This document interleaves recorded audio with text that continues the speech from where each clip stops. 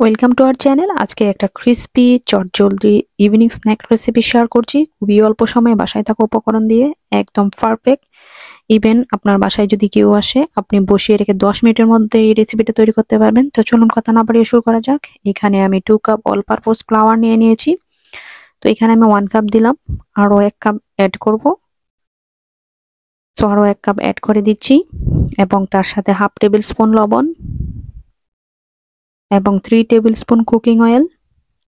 ওকে, cooking অয়েলটা দেওয়ার পর ভালো করে মিক্স করে নিব একদম সুন্দর করে। লবণ, তেল এবং অল পারপোজ পাওয়ার সবগুলো উপকরণ একসাথে ভালো করে মিক্স করতে হবে। তো মিক্স করা হয়ে গেলে আমি রুম টেম্পারেচার জল ব্যবহার করব। আমি অল্প অল্প করে জল ব্যবহার করব। তো দেখুন, এভাবে শুকনো উপকরণগুলো এবার ভালো করে মিশিয়ে নেবেন। যত ভালো মেশাবেন তত আপনার মোগলাই পরোটাটা খুব টেস্টি হবে এবং ক্রিস্পি হবে। তো দেখুন, আমি হাতের সাহায্যে এরকম সুন্দর করে প্রায় 5 মিনিট যাবত ভালো করে মিক্স করে নিচ্ছি। তো মেশানোটা মোটামুটি হয়ে গেছে, দেখুন খুব সুন্দরভাবে মিশিয়েছি। তো এখানে আমি রুম টেম্পারেচার জল ব্যবহার করছি। এখানে হাফ কাপ জল ব্যবহার করব টোটাল। আমি প্রথমে অল্প দিয়ে দিয়েছি, অল্প অল্প করে মিক্স করে নিব।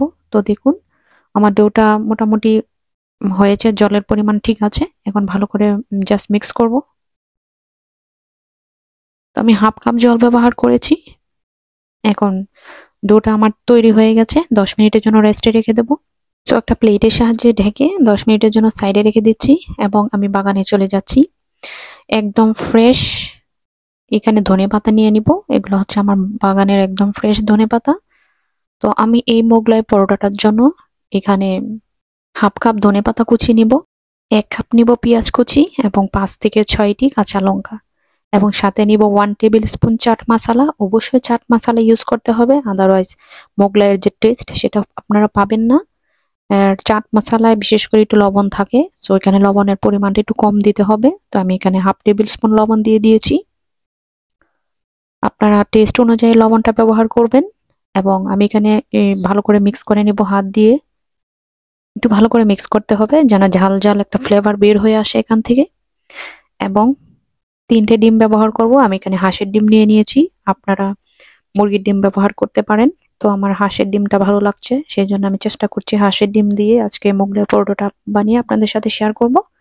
তো এখানে আমি 3টা হাঁসের ডিম নিয়ে নিয়েছি। একদম জানেন হাঁসের ডিম খুব বড় বড় হয়। তো এখানে 3টা ডিম নিয়ে নিয়েছি। তো এগুলো ভালো করে আমি মিক্স করে নিব। একদম ইজি, খুবই অল্প সময়ে আপনারা এটা বানাতে পারেন এবং স্কুলের স্ন্যাক্স এর জন্য অথবা ইভিনিং স্ন্যাক্স এর জন্য একটা পারফেক্ট রেসিপি। অবশ্যই বাসায় ট্রাই করবেন। তো দেখুন, আমার কন্টিনিউয়াসলি ডিমটা এরকম ভাবে ফেটিয়ে নিচ্ছি। তো একটু ভালো করে মিক্স করতে হবে এবং পাশে রাখা ডোটা একদম রেডি। তো আমি এটা সাইডে রেখেছিলাম 10 মিনিটের জন্য। তো 10 মিনিট হয়ে গেছে, এখন আর একটু মিক্স করে নিব ভালো করে, তারপর ছোট ছোট লেচি কেটে নেব। তো আমি আর একটু ভালো করে মিক্স করে নিচ্ছি। 10 মিনিট রেস্টে রাখার পর এরকম ভাবে ভালো করে মিক্স করে নেবেন, তাহলে যে আপনার পরোটার যে শেপটা অনেক ভালো আসবে। সো এখানে আমি টোটাল 6টা বানাবো মোগলাই পরোটা। তার জন্য আমি 3টা ডিম নিয়ে নিয়েছি, যেন খুব ভালো লাগে, খুব ক্রিস্পি হয় এবং টেস্টি হয়। যত ডিম দেবেন তত আপনার মোগলাই পরোটাটা টেস্টি হবে। তো এখানে আমি একটা বড় করে পাতলা করে একটা রুটি বানিয়ে নেব। তো যতটুকু সম্ভব আপনারা পাতলা করে নেবেন, তাহলে কি হবে, আপনার যে মোগলাই পরোটাটা অনেক ক্রিস্পি হবে এবং ভিতরে যে ডিমটা থাকবে সেটাও একটু ফুলকো ফুলকো হবে, দেখতে অনেক সুন্দর হবে, খেতে তো একদম পারফেক্ট ইয়ামি হবে। তো চেষ্টা করবেন একটা বড় করে রুটি বানাতে। তো আমি একটা বড় করে রুটি বানিয়ে নিচ্ছি। সো আমার রুটি বানানো হয়ে গেছে, আমি একটু অল্প করে উঠিয়ে দেখাচ্ছি কেমন পাতলা হয়েছে। তো দেখুন এরকম পাতলা হয়েছে। তো চেষ্টা করবেন এরকম পাতলা করে মোগলাইটা বানিয়ে নিতে।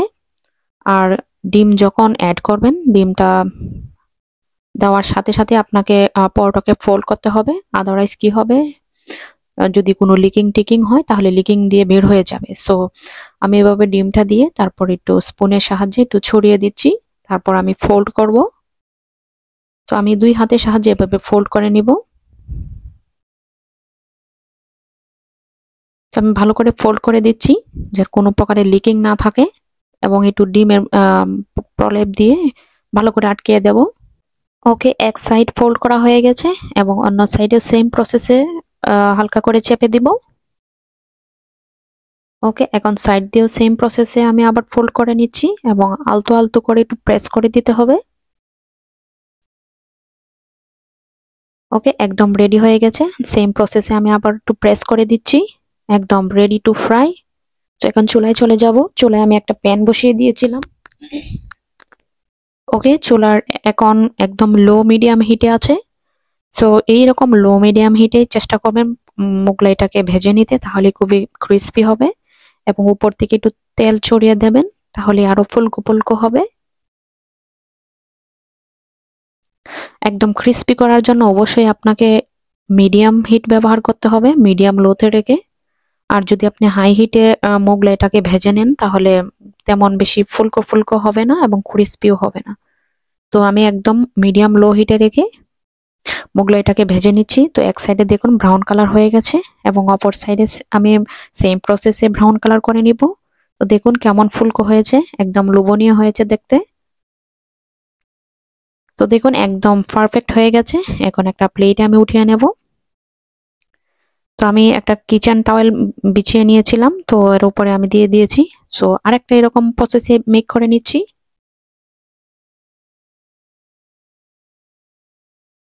ওকে, ডিম অ্যাড করে দিচ্ছি। সেম প্রসেসে আবারও ফোল্ড করব, এখানে একটু বেশি করে ডিম দিচ্ছি। ওকে, এখন ফোল্ড করে নিচ্ছি ভালো করে। তো এরকম আলতো আলতো করে হাতের সাহায্যে ভালো করে প্রেস করে দেবেন, তাহলে লিকিং থাকবে না। লিকিং হলে ডিমটা বের হয়ে গেলে তাড়াতাড়ি পুড়ে যায়। তো সেই জন্য চেষ্টা করবেন যেন কোনো প্রকারের লিকিং না থাকে। তো আমার ফোল্ড করা মোটামুটি হয়ে গেছে। ওকে, এখন সেম প্রসেসে আমি ভেজে নেব। এভাবে হাতের সাহায্যে দেখুন আমি অল্প অল্প করে প্রেস করে নিয়েছিলাম। তো আমার একটা ভাজা হয়ে গেছে, আরেকটা দিয়ে দিচ্ছি। ওকে, এটাও ভাজা হয়ে গেছে। দেখুন একদম ফুলকো ফুলকো হয়েছে এবং ক্রিস্পি হয়েছে অনেক। ওয়াও, একদম জিভে জল আসার মতো। তো খুবই অল্প সময়ে বন্ধুরা বাসায় এরকম রেসিপি তৈরি করা যায়। সো বাসায় চেষ্টা করবেন। বৃষ্টির দিনে বিশেষ করে এরকম রেসিপি খুব ভালো লাগে। ক্রিস্পি টাইপের কিছু হলে তো একদম জমে যায় ইভিনিং টাইমটা আমাদের। সো ট্রাই করবেন।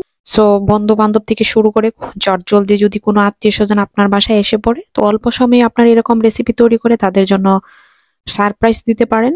সো ভিডিওটি ভালো লাগলে অবশ্যই সাবস্ক্রাইব করবেন এবং লাইক কমেন্ট শেয়ার করতে ভুলবেন না। এতক্ষণ আমার পাশে থাকার জন্য অসংখ্য ধন্যবাদ। তো দেখুন আমি একটা কেটেও দেখাচ্ছি আপনাদেরকে। সো একদম গরম গরম অসাধারণ টেস্ট। সো বাসায় অবশ্যই ট্রাই করবেন এবং বাচ্চারা তো খুবই লাইক করবে। অবশ্যই চেষ্টা করবেন। একদম পারফেক্ট একটা সিম্পল রেসিপি। এর থেকে সিম্পল রেসিপি আর কিছু হতেই পারে না। সো বন্ধুরা এতক্ষণ আমার পাশে থাকার জন্য অসংখ্য ধন্যবাদ। Thank you for